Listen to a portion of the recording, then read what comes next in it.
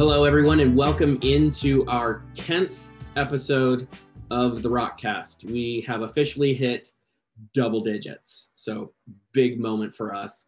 Thank you for listening. If you've listened to all 10, can't thank you enough. If this is your first episode, great. Glad to have you. The RockCast is a podcast made by Rockhurst students for Rockhurst students or anyone who's interested in life at Rockhurst. Either you went here or you want to come here or you're just curious. Glad to have you. On the show today, we got a great show today. We will be joined by special guests Andrea Dabbah from the women's tennis team, as well as Byhre from the men's basketball team, and Josh Roberts, who is an assistant coach with men's basketball, also runs the Rockhurst intramurals, which are in full swing right now, and is director of the MAC, which is the Magis Activity Center. It's basically where you go to work out, do yoga, weights, treadmills, all that stuff.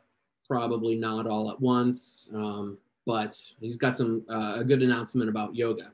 We are also going to talk with the student athletes about how did they adjust from high school coming to Rockhurst, what drew them to Rockhurst, how do they balance academics with athletics, road trips, things like that. Some really good stuff there. And finally, listener questions. Now we need to have a little talk about this. We'll put out on Instagram, what topics would you like to hear us talk about? So we had a request to talk about the Boston Celtics. I don't know that we're qualified for that, but we'll save that for another episode. Maybe when we hit 20, I don't know. We had a request to talk about how America takes care of America's skincare, her routine there. Yes, true story. That came in. Wonder who that was. Vince, maybe you can tell us. No. As well as, I can't believe I have to say this, but how many 5-year-olds could each member of the RockCast take in a fight? And they clarified, no weapons. So let the record show that we made it 10 episodes before the topic of fighting children came up. So actually, sincere thank you for those. I got a good laugh out of those.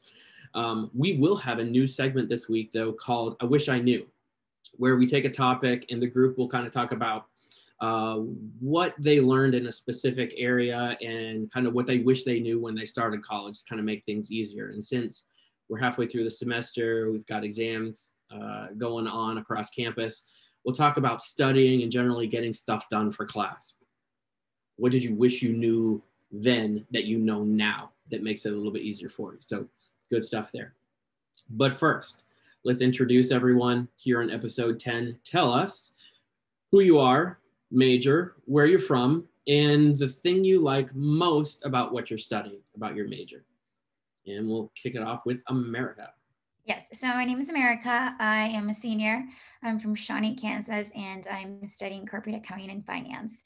And I think I would say that what I like most about what I'm studying is that, especially with accounting and finance, there's usually a definite answer to what you're looking for.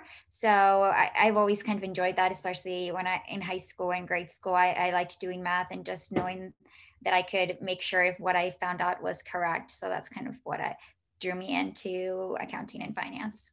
Hello, everyone. My name is Brianna Merle. I'm a second-year physics and medicine student from St. Louis, Missouri.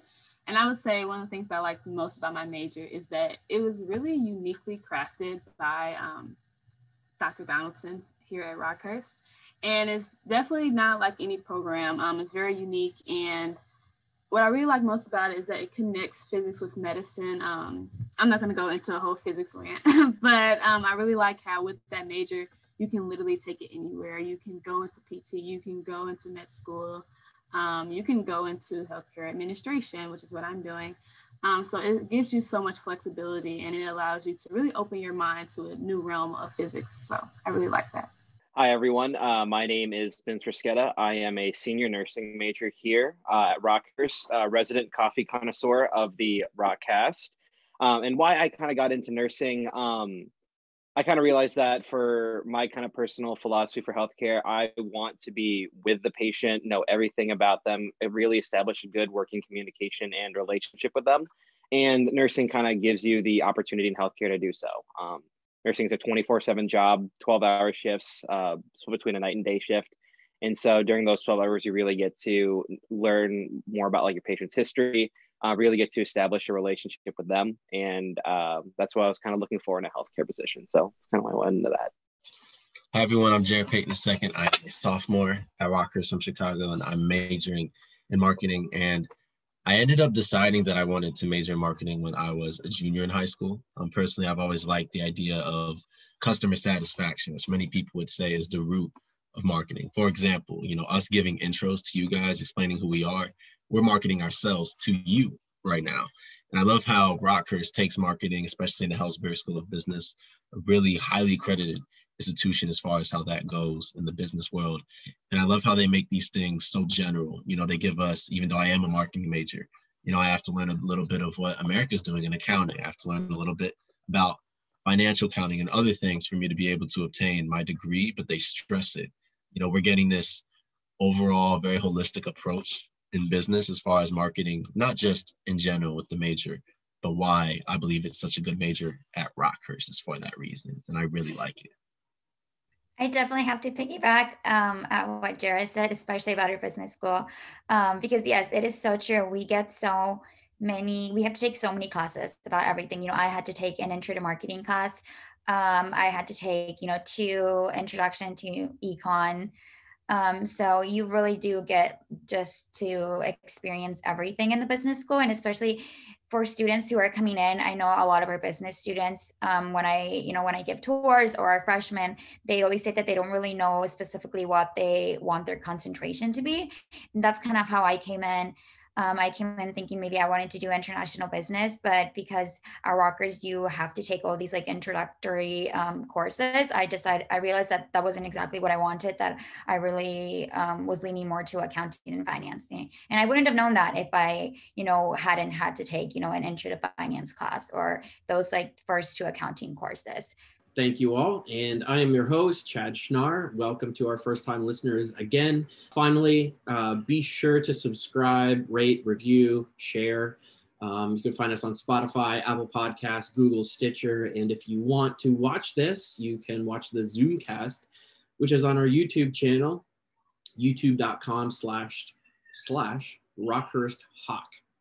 If you need anything or have any questions, more topic ideas about anything, apparently, you can send us a DM on Instagram at Rockhurst University or contact us through rockhurst.edu. We will have a webpage for the RockCast coming live here in the next week, so you can find us there. Just search it there. So let's get going. All right, as mentioned, we are extremely excited this week to have not just one special guest, but several special guests with us. Joining us is Andrea Dabbah, who is on the women's tennis team, and Rich Byhre, a forward on the men's basketball team. We also have Josh Roberts, an assistant coach for men's basketball, and he heads up intramurals on campus, and he's also the director of the Magis Activity Center, otherwise known as the MAC. And we'll talk about all that stuff here coming up. But first, let's have the student athletes introduce themselves. So Andrea, we'll start with you and tell us your name, your year, what you're studying, and kind of your role with the team. Hi, yeah, so my name is Andrea Dabbah. I'm on the tennis team. I'm a sophomore right now, and my major is business administration. And I think I will be focusing on accounting. And my role in the team, basically, I play doubles and singles for the team. My partner right now is Dina Dudic. Yeah. Great, excellent. And Rich? My name is Rich Byhre. I am a sophomore business major from Delafield, Wisconsin. And yeah, I'm a forward on the team. That's about it. Kind of stretch 4 type player. Gotcha. And Rich, how would you describe your game? Are you a do-everything guy, score, rebounder? How would you describe it? You could defer to Coach Roberts on this one, but I'm 6'8", so I'm a taller guy. I play in the post, but a little bit on the perimeter as well. Very good. Okay. As mentioned, we also have Josh here. Now, Josh, Coach Roberts, rather than asking what you do on campus, it's probably shorter to ask what you don't do since you have so many titles. But keeping in mind that we want to keep the show under an hour, tell us a little bit about what you do on campus and the many roles that you have. So my day-to-day, I juggle coaching basketball and kind of running intramurals and running the MAC. So depending on when our first game is, say we play on a Thursday, that Monday I come in, I kind of focus on more of the MAC things and more of the intramural things. So for one would be scheduling. I have 32 employees under me here. So I schedule my employees here, just kind of make sure the day-to-day operations are running smoothly at the MAC. You probably hear the weights banging in the background right now. The next thing is intramurals, making sure that's running smoothly. We have 3 sports we got going on right now. So just kind of making sure that's going well. And then also the next part is juggling the basketball part. So as assistant coach is being an assistant. So I'm under Drew Diener. Any task he has for me that day, I kind of do. We anywhere from training players to recruiting.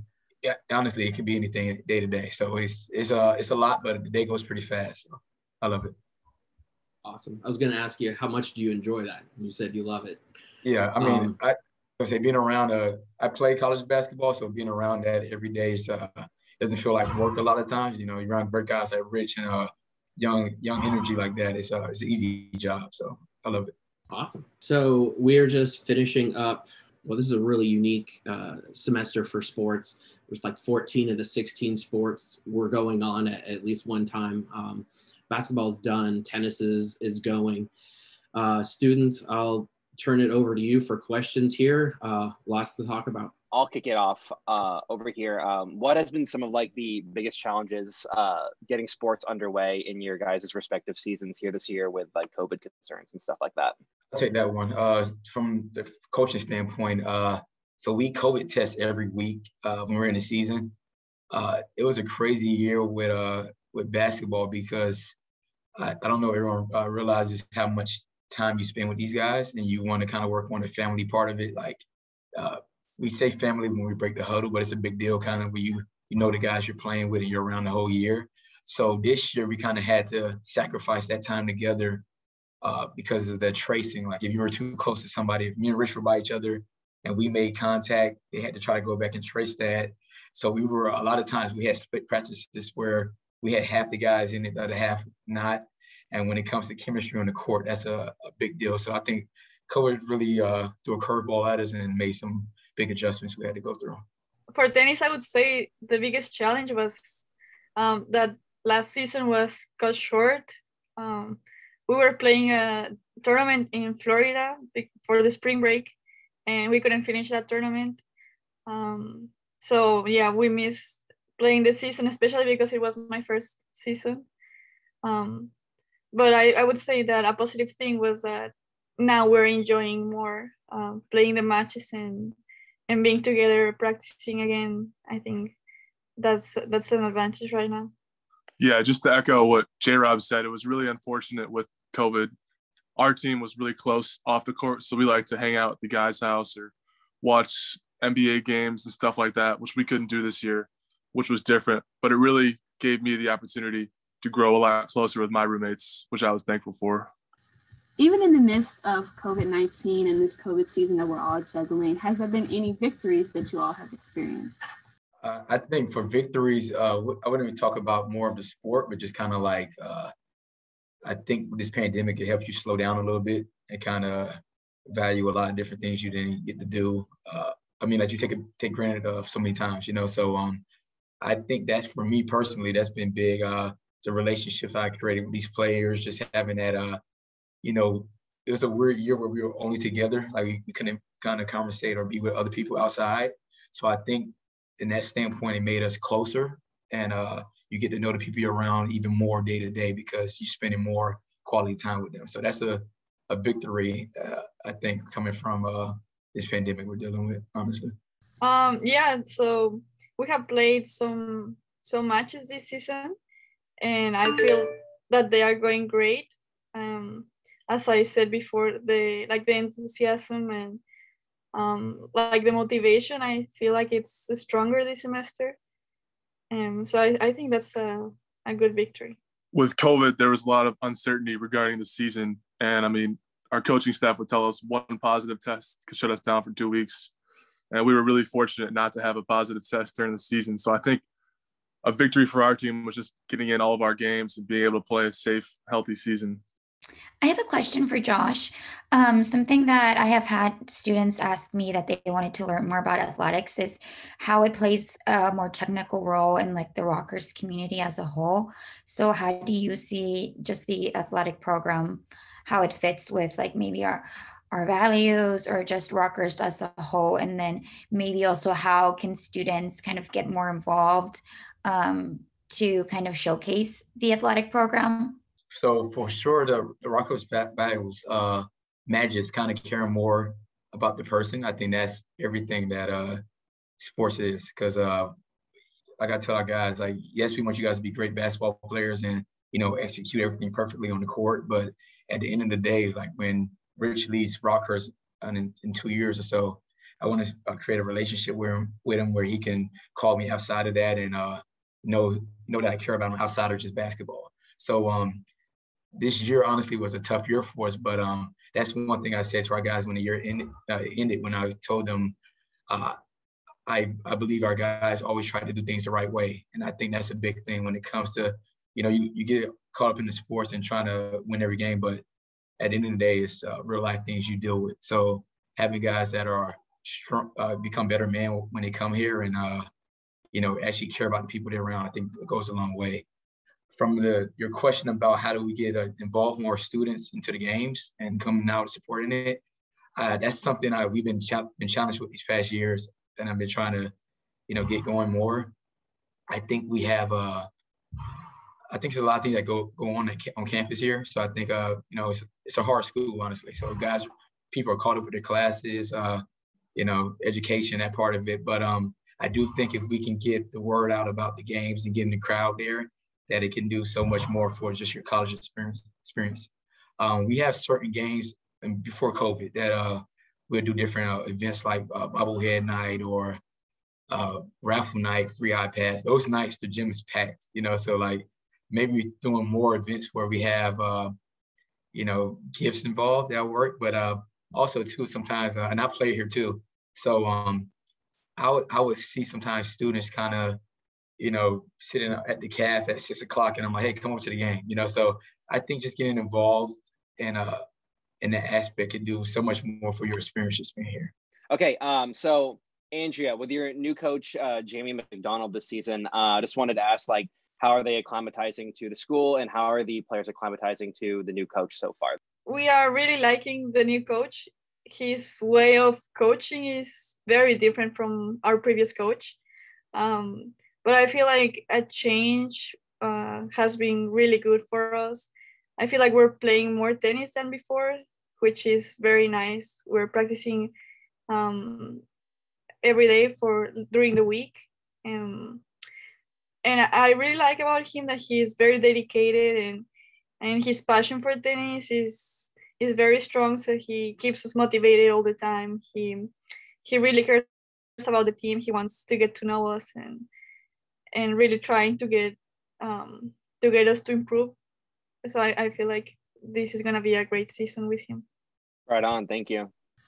I have a question for Rich. How was it like, you know, playing basketball with no fans in the stands, both home and away? I mean, initially it was weird getting out there and seeing an empty seats and nobody there. But after a while, we just got to playing basketball. It's what we've been doing our whole lives. And at the end of the day, with fans or no fans, we got to bring our own energy.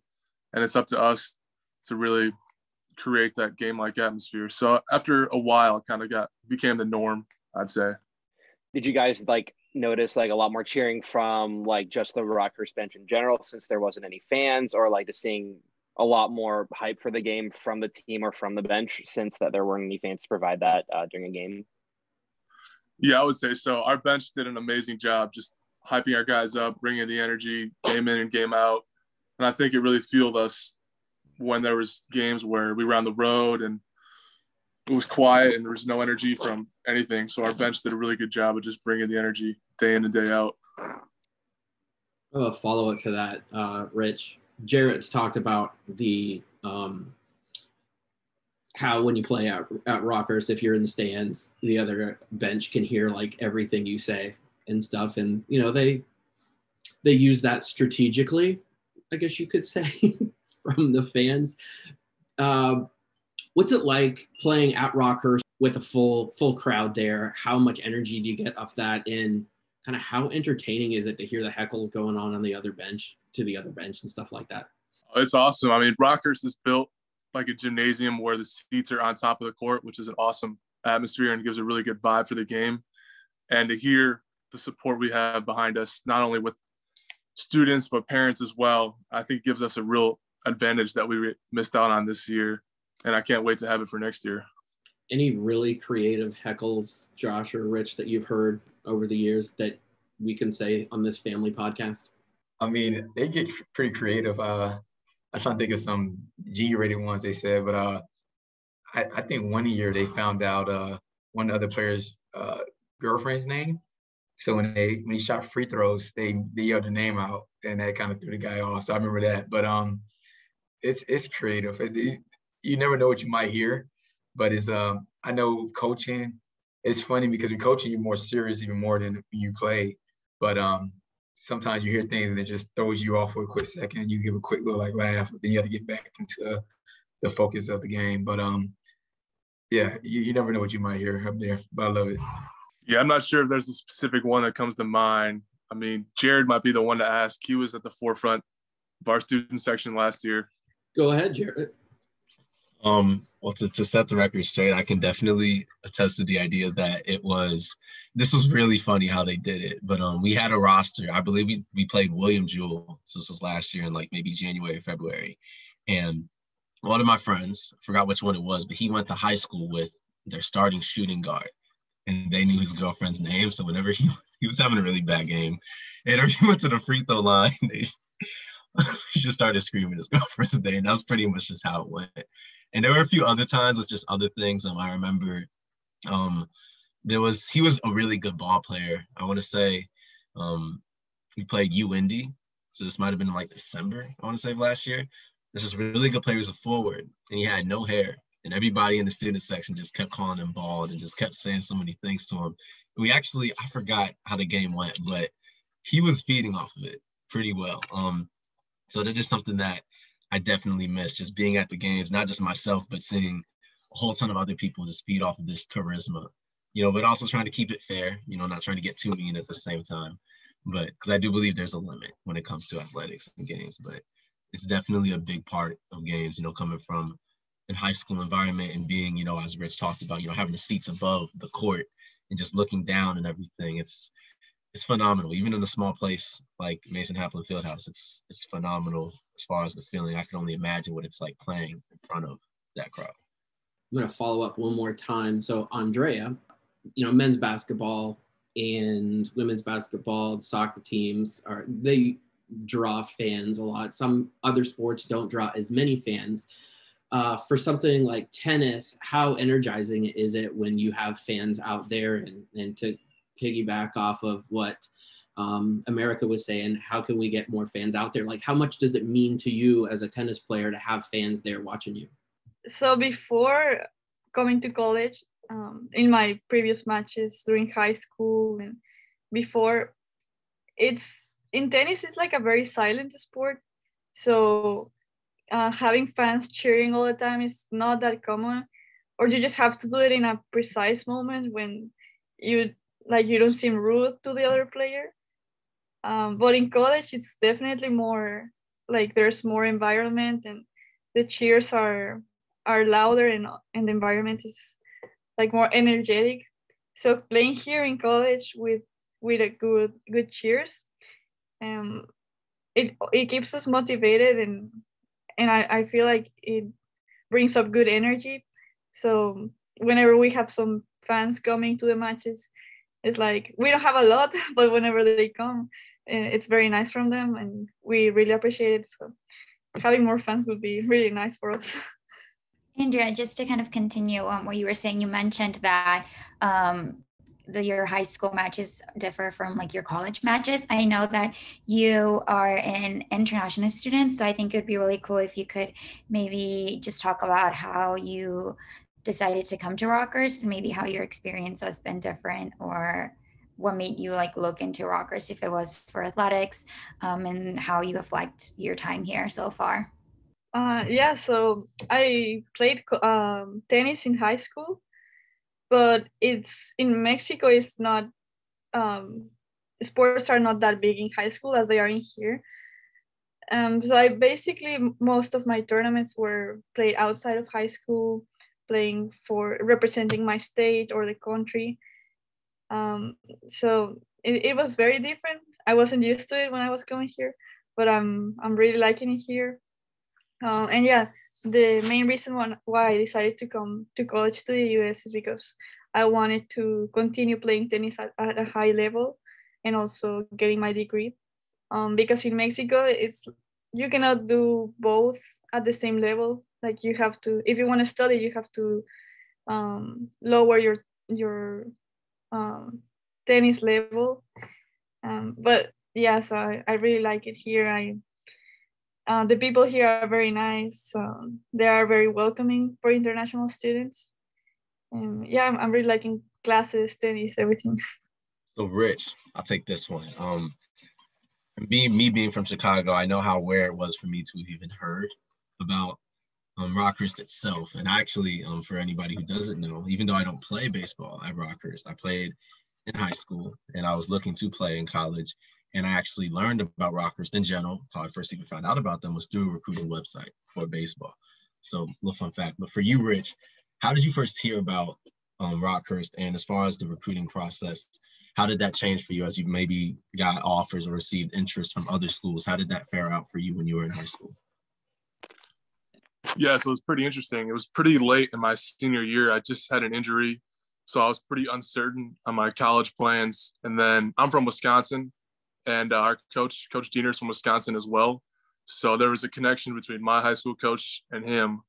So I went to Rockhurst for a visit and fell in love with the school.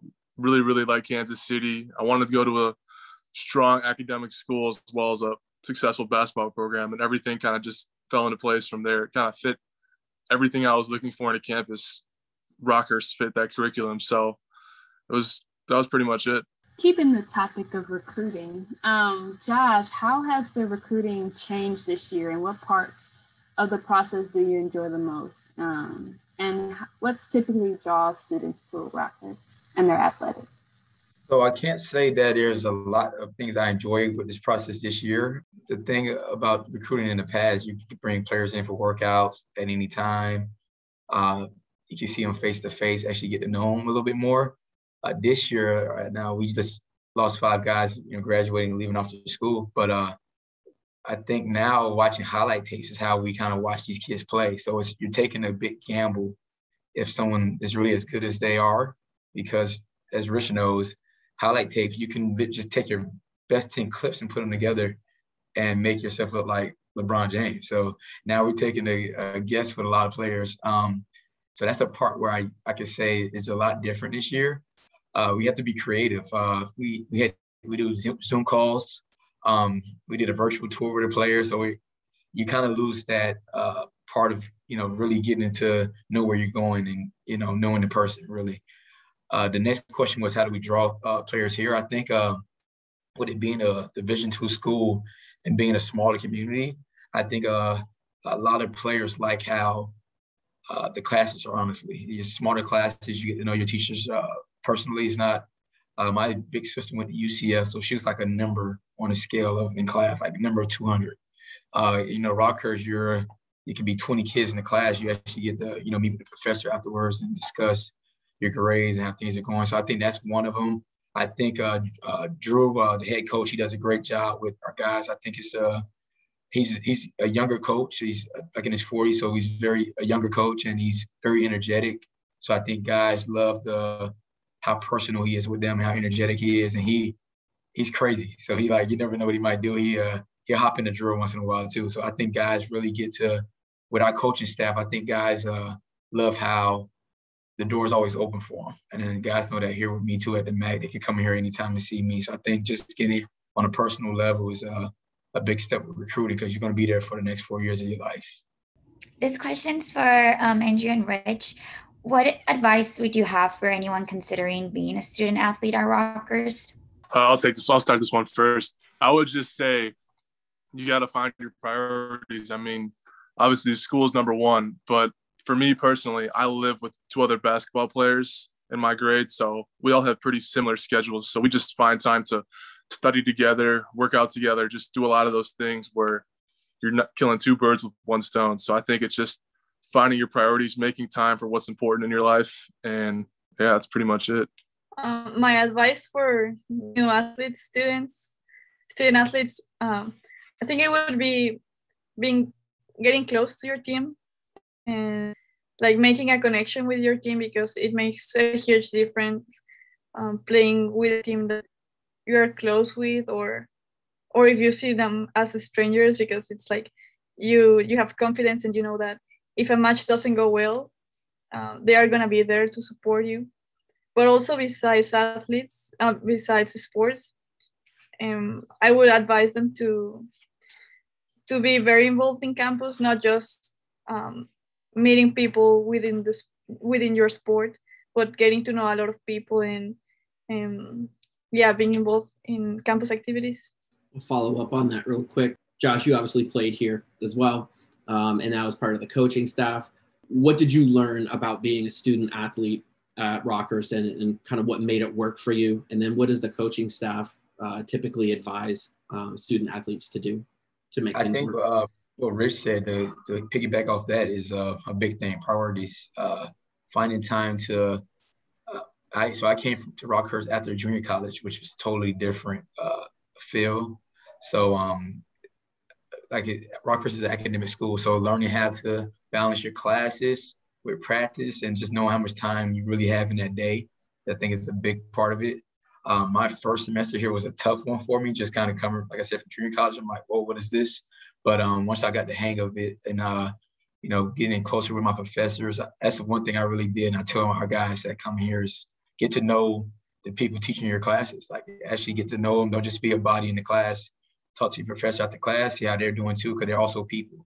I think when you make those relationships with people, it goes a long way, especially for a guy like me, who I don't think I was the biggest book guy, but I think once I created relationships and my professors seeing how hard I was really working and trying at it, I always got that extra tip over. So that helped me a lot for me personally at Rockhurst.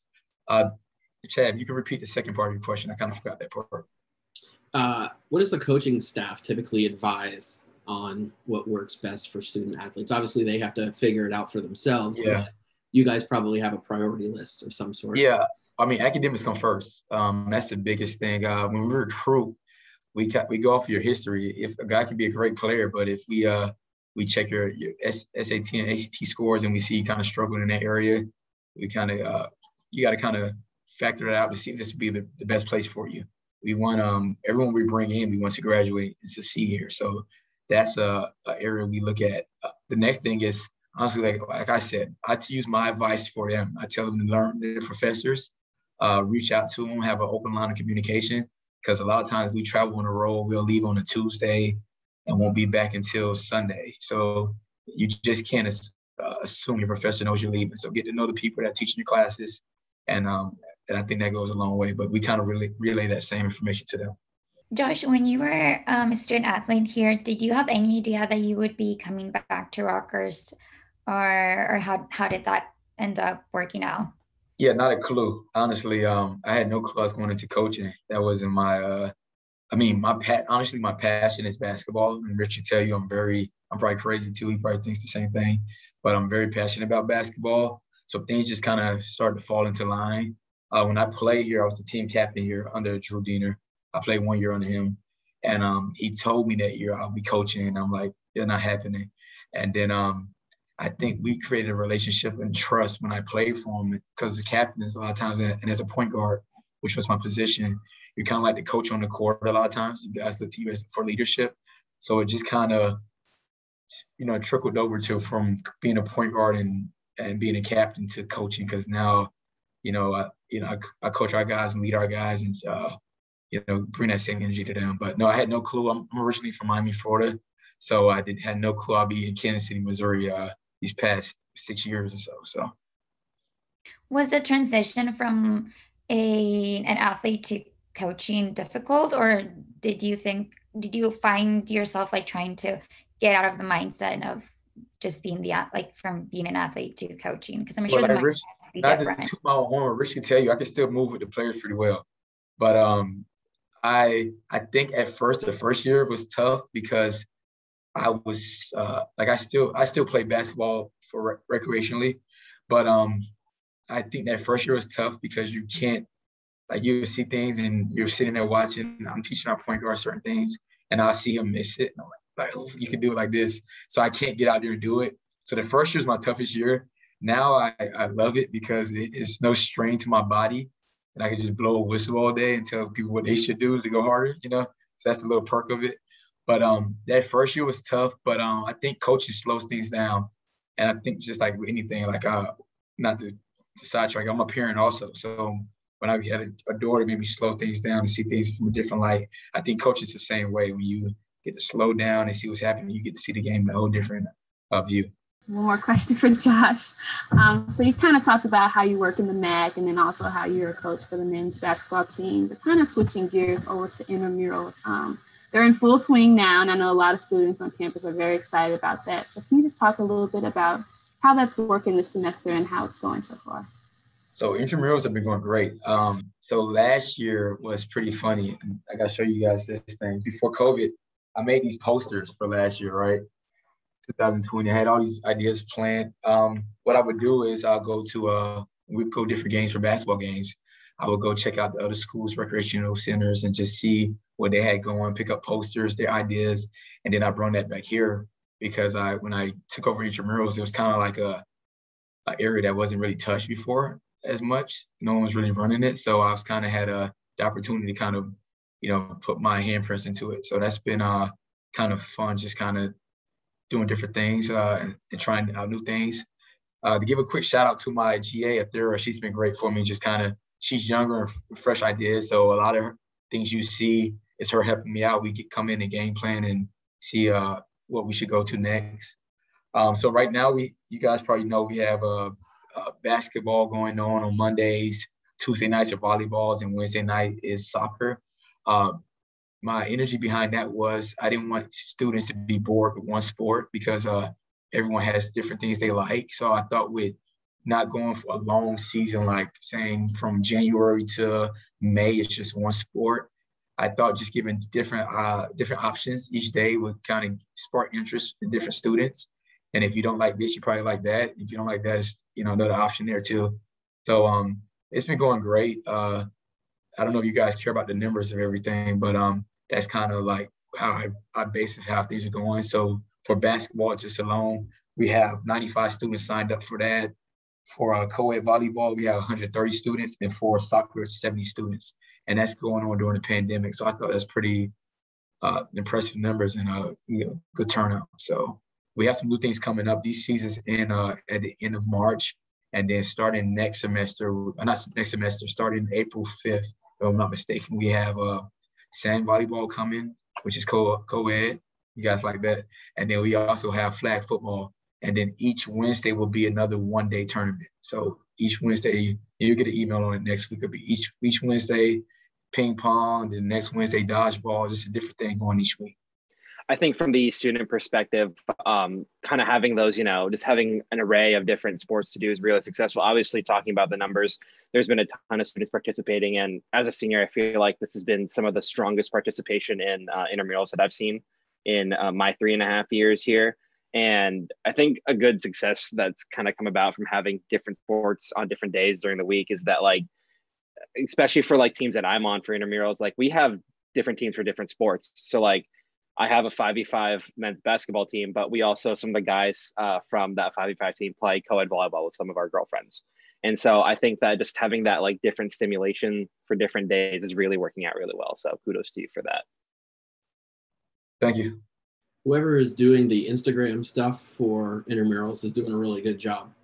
I like the questions afterward, kind of the sideline reporter thing, and then usually throw in something. What was it the other day? Some guy just finished playing. No, I missed that one. The one I saw was about cereal. Like, do you put the cereal in before the milk or the milk in before the cereal? And the guy's like, put the cereal in. I'm not psycho. Yes, that is the right answer. And So, also, if I could say, Chad, yeah, for everyone to follow our Rockhurst intramurals page, it's Rockhurst_intramurals. Trying to get that going. I think, and like I said, I'm getting older, so that's why I feel it helps me out a lot. But I know social media is kind of taking over. Everything moves, so that's the area we're trying to, you guys spread the word to your friends. Follow this page. It's going to be all the updates on there. Again, Rockhurst_intramurals, and you'll see everything going on right now. Josh, I know you got stuff to do. Can you kind of talk about the MAC? What is it, and why should students be there? The MAC is the place to be. I think right now, especially the pandemic, health is wealth, right? Everyone should be finding a time out in their day to work out, get in shape. You feel better, The MAC has everything you need. It's cardio, it's weights. Rich knows. Rich is here 10 times a day. TRX station. So we have different things going on. The couple areas I want students to kind of get into more, and I think no one realizes how good they are. One thing is the Beachbody on Demand classes. During the pandemic, I did those at home all day, every day, and they're great. And I think no one knows how good they really are. They have everything from yoga to, boxing to weightlifting. It's every single class on there. You guys check your emails. I know you guys don't like email students, but check your emails. We got the class schedules on there. Come down here, do the classes. If it's a time that doesn't work for you, I have my front desk workers. You can ask them for the remote, and they'll let you pick any class you want. It's always open. And then also, I'm very excited. I just hired an in-person yoga instructor, Kat. You guys will see the email coming out this on Monday, and her first class will be Wednesday. So I'm very excited about that. That's just another area where we wanted to. Last year, we were getting started. We hired someone, and then the pandemic happened. So that kind of threw things off. But we have yoga classes, in-person yoga classes on demand. And then we have, every weight machine and cardio machine you need. So, Rich and Andrea, how often do you utilize the MAC for workouts and stuff? I know Josh just said a little bit for you there, Rich, but how often do you use it, and what specifically do you use when you're in there? We have weights with the team, and we do those in the Massman gym. But whenever I go there, it's because we are off season, and I just go to do some lifting or to run. No, yeah, I love the MAC. It's great. It's a brand new facility. There's lots to do in there. All the equipment is brand new. There's everything you need in a gym is there.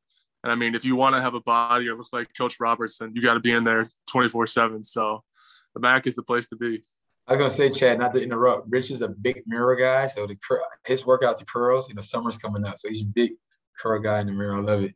Josh, you were from Florida. I went to high school in Bradenton on the other coast. And when I was in high school and stuff, we used to always work out, and, girls would ask where certain things are on the beach. Where's the concession stand? Exactly. You always flex when you point. That's how it goes. I'm 30 and still doing it, Chad. Nice. I'm not. I'm not, and I'm not. So, yeah.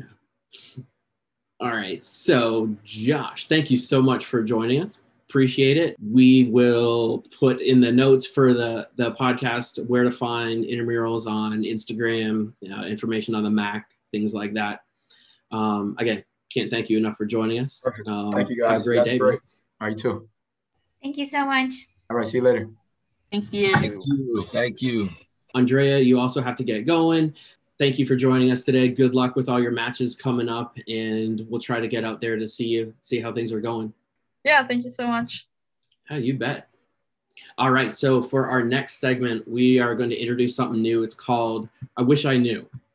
And this is kind of taking topics that now that you're a year or more, for some of you 4 years into your Rockhurst career, what did you wish you knew when you first started college? And we'll kind of go by topic on that. So since we're halfway through the semester, a lot of tests, exam stuff happening, What did you wish you knew? I'm going to botch the English on this, but if there's one thing that you wish you knew about studying or getting stuff done for class that you know now that you didn't know then, what would that be? And maybe that helps out someone else kind of find a tip, a trick, a hack, anything like that. I'll kick it off over here. Something that I really, really learned, especially my first semester of college, was how important your environment is when it comes to doing homework or studying. Now, obviously, everybody has their own preferred type of environment. Some people like a little bit of noise, like a cafe style setting, but some people might also like or prefer to be in like a complete silence, have their own space. And you just got to figure that out for yourself, you know, which environment is most conducive to your efficiency and success when you're studying or doing homework for classes. And definitely I've experienced being in the wrong environment can definitely mess you up, or like there have been so many times where for me personally, I like having like a little bit of a cafe style, like some background noise going on.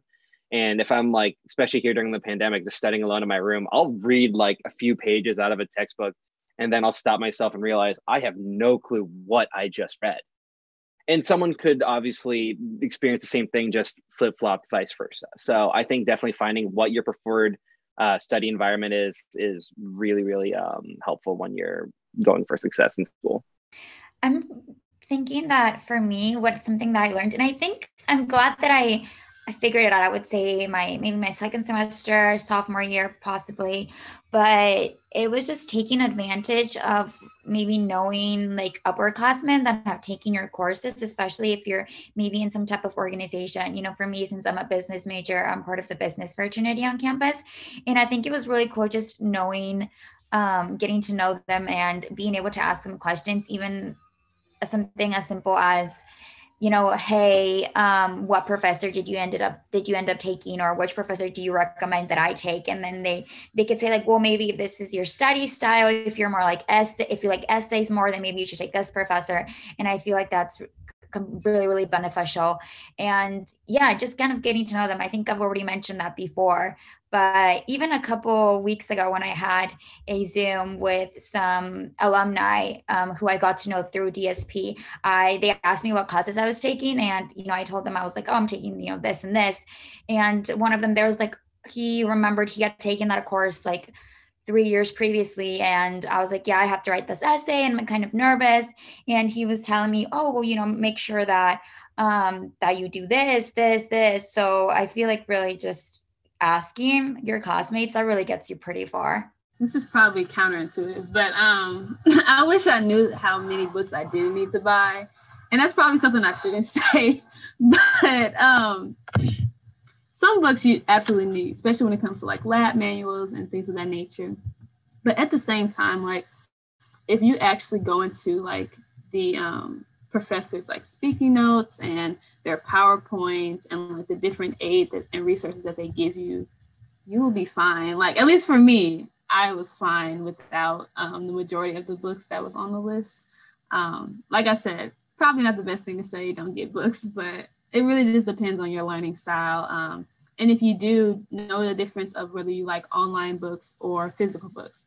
Because me personally, I like online books better than physical books. So yeah. See, that's the thing about what I'll just kind of go off of what Bree just said. I definitely like the physical books a lot better, but it's more of a niche thing. You know, like what works for Bree clearly won't work for me, but what works for me won't work for her. And, you know, it's different for everybody in particular. And I learned that I'm coming as a college student, I guess. I remember the first few weeks, you know, I'm just trying to do my work and I'm trying to do some things by myself. And I'm not the most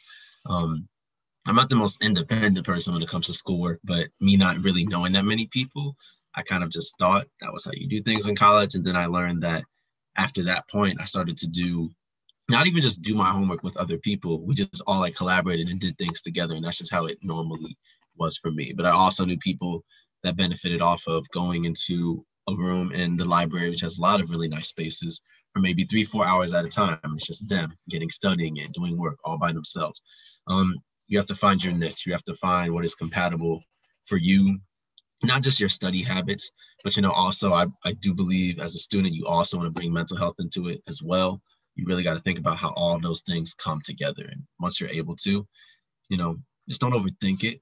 and take everything day by day, really, you know.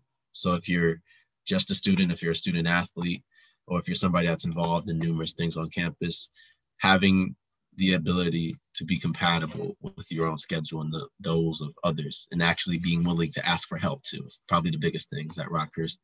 With small classes, with having these professors that do care a lot about what you do, you want to take advantage of that. So as long as you do those things, you'll succeed in whichever way you think is fit for you. Rich, how much studying do you have to do on the bus? And how does that kind of work? Josh said sometimes you leave on a Tuesday, you don't come back till Sunday. How does all that work for you, and where you can't kind of pick your environment, you just have to take what's there? Yeah, so sometimes, I'm not gonna lie, it's tough when you're on a road trip and you have a test coming up pretty quickly, but we on the road, it's just us and one other guy per hotel room. So we and the coaching staff does a good job of giving us time to block out for studying or to do assignments or to get the help we need or meet with a teacher. So I really think it's just, again, finding time to balance your busy schedule, and the coaching staff does a good job of giving us that time. Was it a hard adjustment, having to miss so much class when you first got here, and kind of also making sure you're adjusting to just college? Because, I feel like college tests and exams, they differ so much from high school. So I think, was it hard kind of adjusting to both things at the same time? Yeah, it definitely wasn't easy. And I'm coming from Wisconsin, so about 8 hours away. So coming from high school where I could just go home right away, and then going halfway across the country to Kansas City was definitely a big adjustment for me. But I think it was made easier through the help of my teachers, and the small class setting really benefited me because I'm coming from a small Catholic high school, much like Rockhurst is. So that really was beneficial for me in coming to a school like Rockhurst. Rich, thanks for that answer, and thank you for joining us today. Good luck with off-season workouts, and best of luck next year. Hopefully we'll have a full gym for you. Thanks for having me. I appreciate it. Yeah, you bet. Have a great one. I love Rich. Be good, bro. Peace out, man. All right, so that kind of concludes our time today. Thank you so much for joining us. You can find us anywhere you find podcasts, basically. Apple Podcasts, Stitcher, Google Podcasts, and Spotify. Find us, subscribe, share. To watch the discussion again, you can go to our YouTube page. Rockhurst Hawk is the after the slash portion of that. So youtube.com/Rockhurst Hawk. Again, so for Bree and Jarrett, America, Vince, Josh, Andrea, and Rich, this is Chad Schnarr. Have a great day and go Hawks.